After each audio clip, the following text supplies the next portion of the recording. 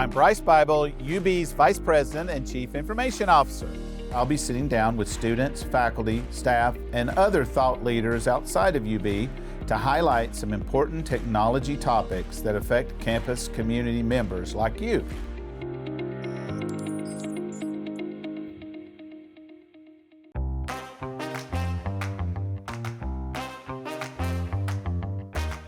Let's take a ride in one of our electric Tech Squad vans and meet our guest today.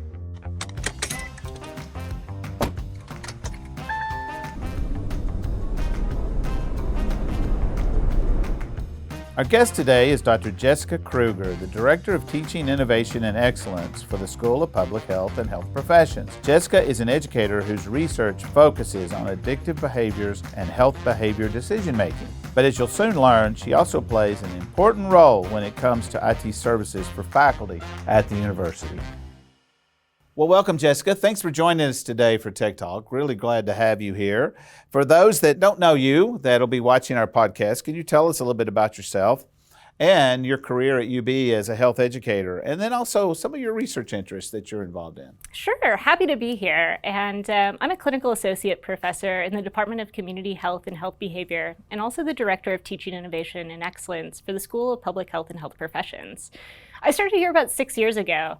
And I absolutely love Buffalo. I love the city, I love the people, and I love the collaborations that we have here. So my research spans a few different areas, from pedagogy to interprofessional collaboration and cannabis research. Very interesting. Well, I've noticed some of your research in previous studies found a correlation between binge watching and higher rates of stress, anxiety, and depression. Can you explain a little bit about that? And then I've got to ask you a social media question about that as well. Most definitely. So this study actually came out from a friend of mine who was binge watching too much. And I said, there has to be negative health effects to that. So like any good researcher, we studied it. Okay. And we don't know what's happening first, chicken or the egg. Are people stressed, anxious, and depressed and then watching something to self-soothe, or the opposite happening, right? So who knows?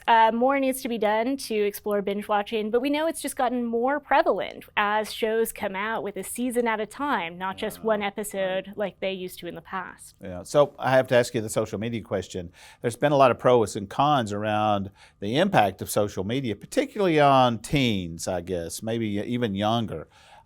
Does that touch into the research that you've done, or how do you even feel about that? Yeah, I think there's more and more studies coming about how social media has created a lot of loneliness and a lot of health issues, especially for teens. And so our Surgeon General came out with there's an epidemic of loneliness. This is something we need to think about it from a public health perspective, but also the impact on teens' self-image, body image. There's some research out on that. So I think we have to proceed with caution.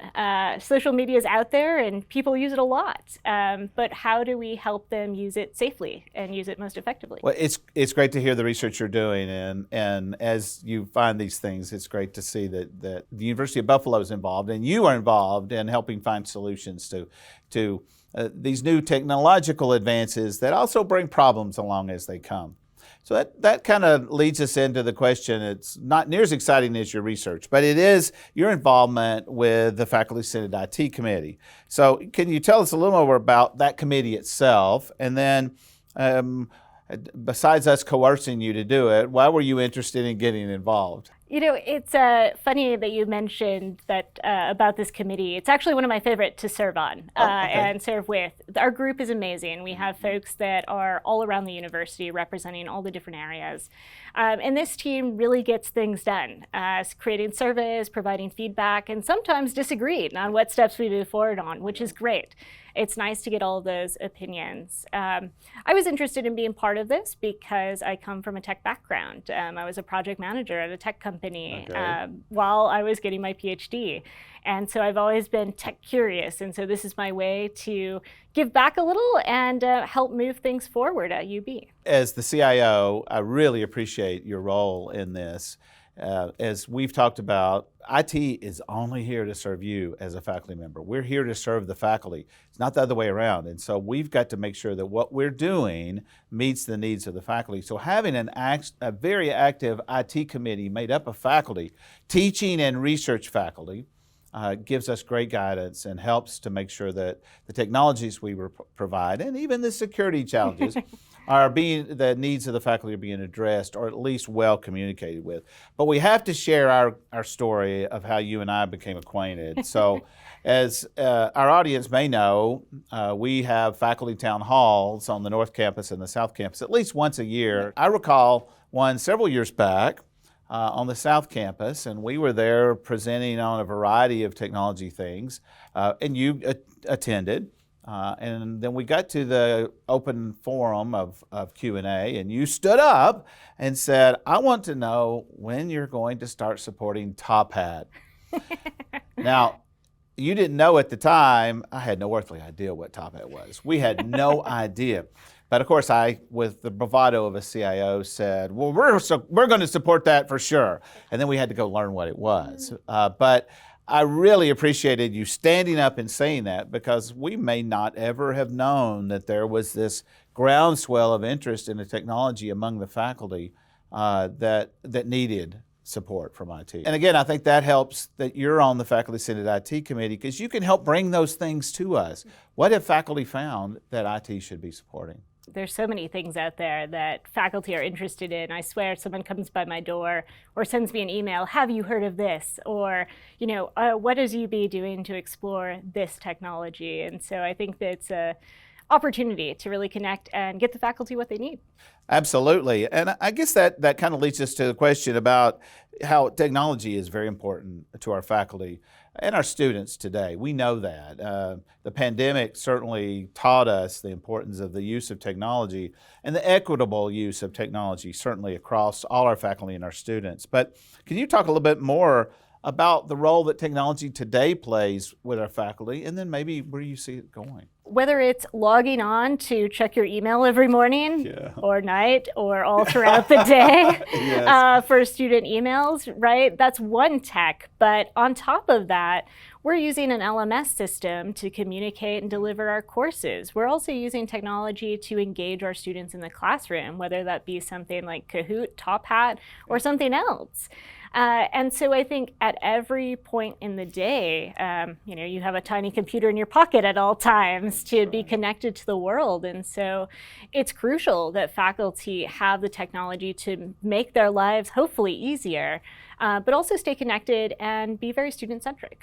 What do you think some of the key issues are that are facing our faculty today, particularly around technology?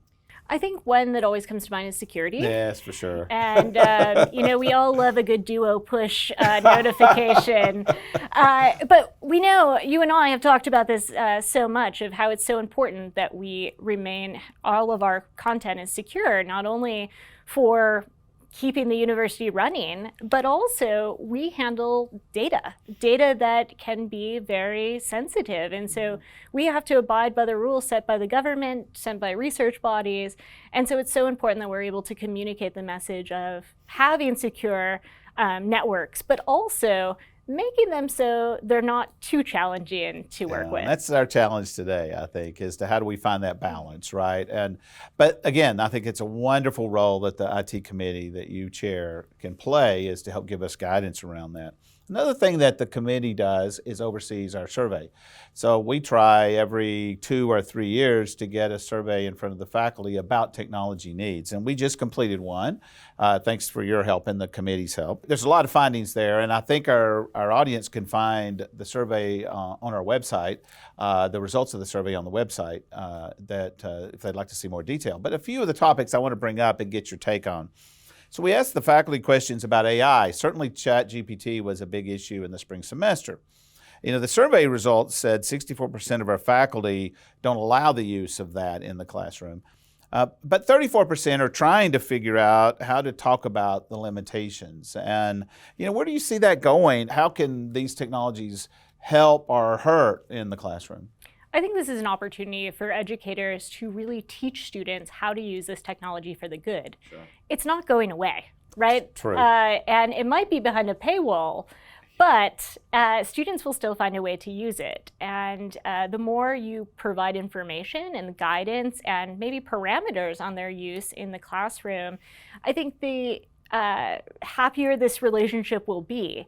I don't think we can do what we tried to do with laptops in the classroom and say, oh, they're banned, right? You can't ban this. And so really having faculty understand what AI is, how it works, and how students are using it is crucial so that they can begin to think about their assessments and shifting their assessments or including AI into their course content. Well, I completely agree, and you and I have talked about it, and I know our audience, I think, would support this, which is it's a great topic for the upcoming year with the academic leadership at the university, IT, and obviously faculty and the committee. So look forward to thinking about how can we help guide the faculty, but also get their input into the best ways to use this. I guess we need to ask the students too, right? Yeah. They are the paying customers at this point. The second topic that came out of the survey that I wanted to push to you for a conversation is around in-person versus virtual. We, of course, went 100% virtual for a while, which, thanks to a wonderful technology team at the institution, we were able to provide the tools. But now that we're back in person, the results from the faculty survey said 86% are back, at least, teaching in person, but 67% are still using the technologies in ways to do virtual interactions with their students. I guess I'm curious, personally, as a faculty member, is that the way you operate? And then how do you see that continuing to evolve? I don't know that we'll ever go back to just purely 100% in the class, right?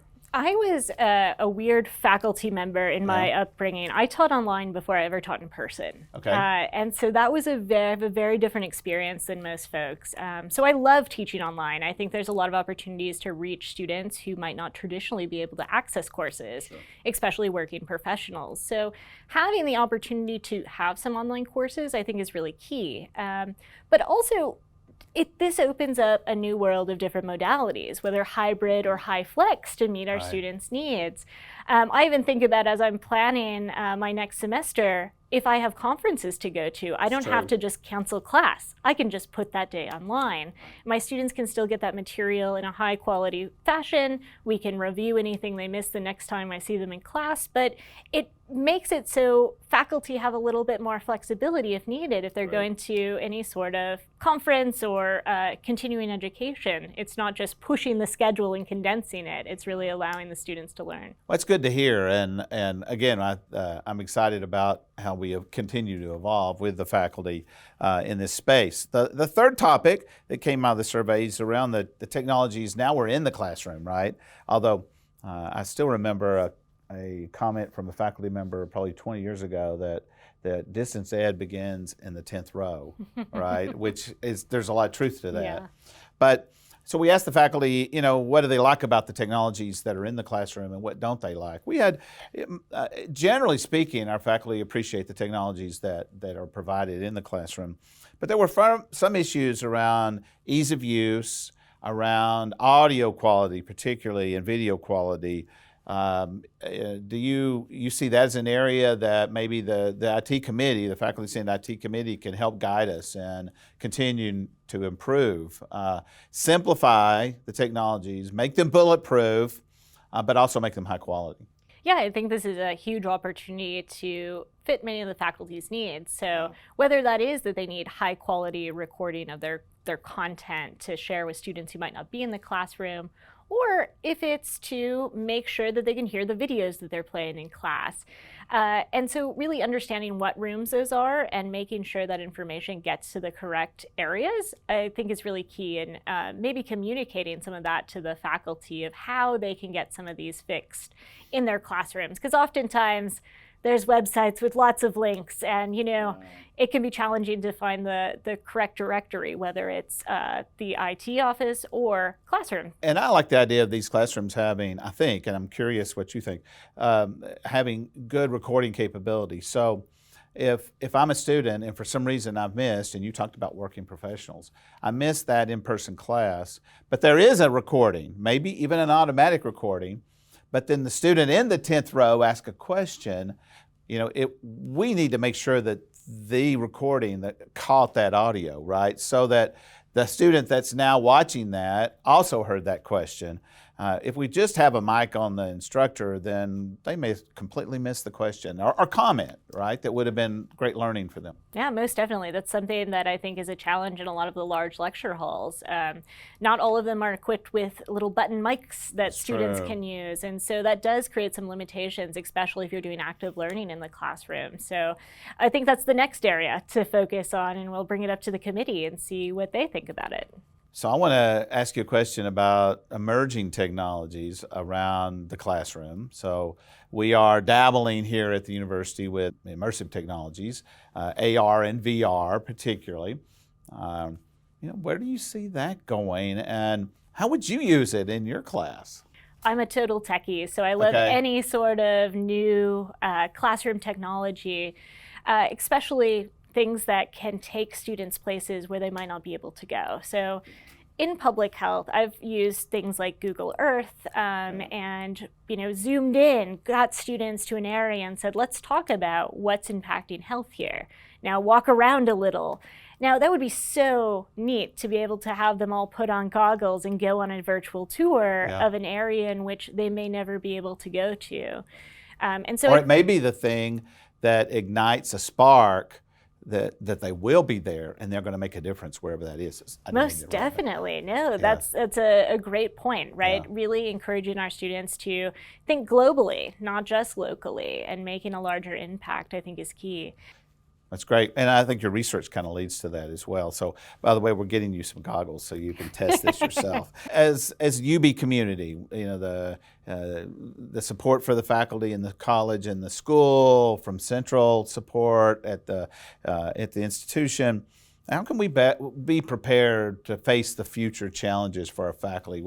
Listening to the faculty, I think, is an important part, and that's why the committee plays such a role. But what else could we do as an institution to help prepare for the future for our faculty? Yeah, I think it's going to be an interesting future as we have more and more technologies. Yes. We're going to be relying more and more on these in our daily life. And so not only introducing faculty to new technologies, but also encouraging them and helping them think of use cases, right? We have some amazing tech and some amazing things on this campus that some people might not know about, whether it's recording studios, whether it's the Level Up, or something else in between.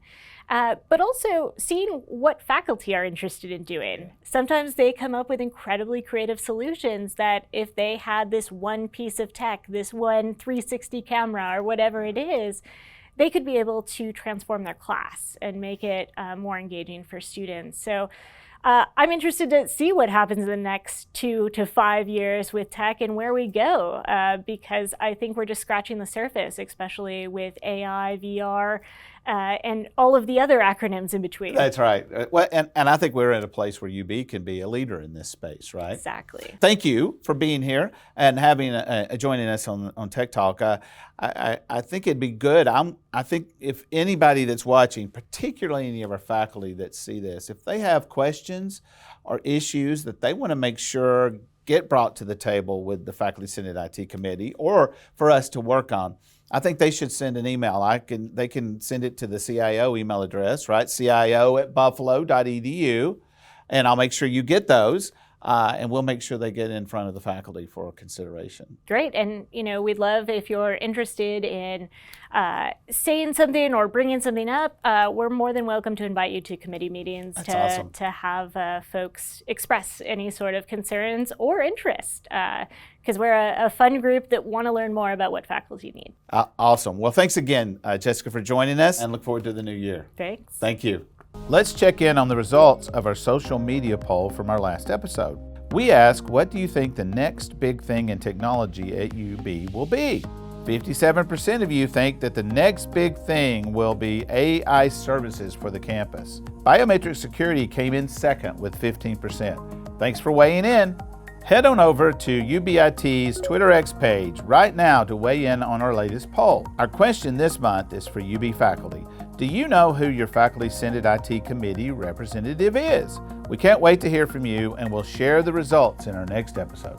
Do you have a question for me when it comes to technology at UB? Here's your chance to ask. Submit your questions to cio@buffalo.edu, and we'll answer some in the next episode. Thanks for watching this episode of Tech Talk. Check out our other episodes online anytime at buffalo.edu/ubit/techtalk.